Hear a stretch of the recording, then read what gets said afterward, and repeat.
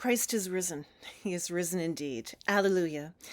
Happy Easter, everyone. This is the Sunday of our joy. This is actually why we celebrate on Sundays. It's to have a remembrance of Easter Sunday every week. It's Easter.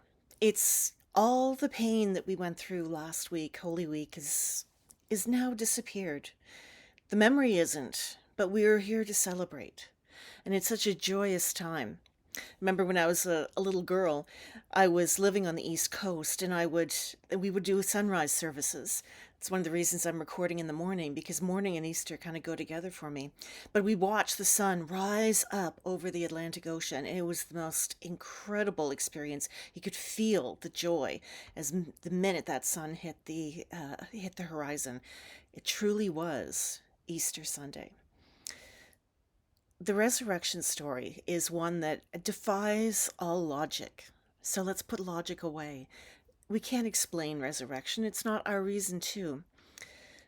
The resurrection just happened, and it was a celebration that the women were there to witness. Now, in Hebrew tradition, the women would have had to wait till sunrise to be safe to go and see Jesus. And when they arrive, there's just two angels there telling them, why are you looking here? You know what the promise was. You know what Jesus said. They'd heard Jesus talk about rising in 3 days, but they hadn't put it together. They were still looking, they were still expecting that his body would be there. They were coming in sadness to do the job that women did, to take care of the dead body, to wrap it so that it could decay before they had a second burial with the bones. But there was no need. He wasn't there. And trying to explain it to the women was really simple. Didn't Jesus promise this? And all they could remember is, yeah, he did. And they were so excited about it. And they went off to tell the other apostles. And don't you know, a group of men did not believe what women had to say. Most women are very familiar with that concept. So Peter wanted to rush out and see him for himself. But the angels are gone. They delivered their message. They delivered their message of resurrection to Mary Magdalene. And one of the things you see throughout the entirety of the Easter weekend is how much of this story is Mary Magdalene's story. Mary of Nazareth was given the story of nativity. She was given the story of Annunciation. She was given the responsibility of raising Jesus to adulthood. Mary Magdalene was the one who saw him through his adulthood, who took care of him like a mother would, because it was the mother's responsibility to bury a child when that child had died. There's a lot of assumptions that there was a romantic relationship between Mary and Jesus. I think that's just Western soap opera thinking. I don't think there's any evidence. In fact, all the evidence would suggest that both Marys were about the same age, and Mary Magdalene saw him as someone who needed to have a maternal touch.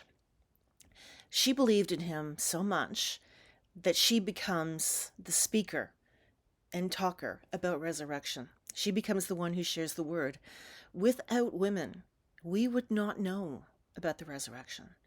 And it's one of the fallacies of the Western church, well, the entire church, quite frankly, that women are not allowed to be near the pulpit in many congregations, many traditions, because women were.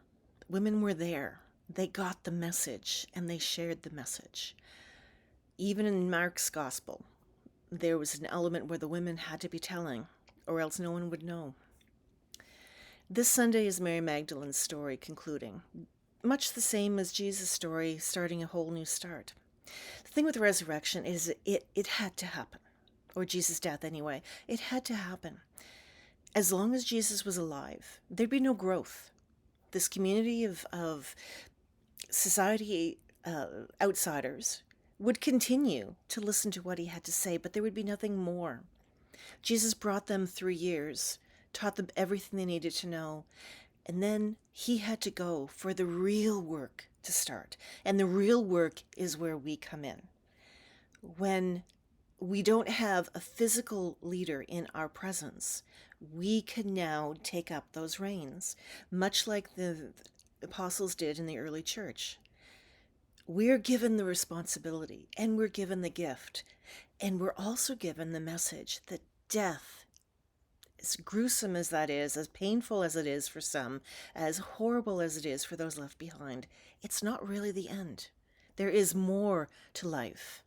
We're promised resurrection as well when the world finally is over. But that's not what we should be working towards. That's not the point. And a lot of communication or communities sometimes get off track and think that's where we should be looking. It's not about purifying ourselves. It's about getting out and doing the work, about being the person that Jesus trained us to be and asked us to be, about taking care of each other, about being Christ to each other.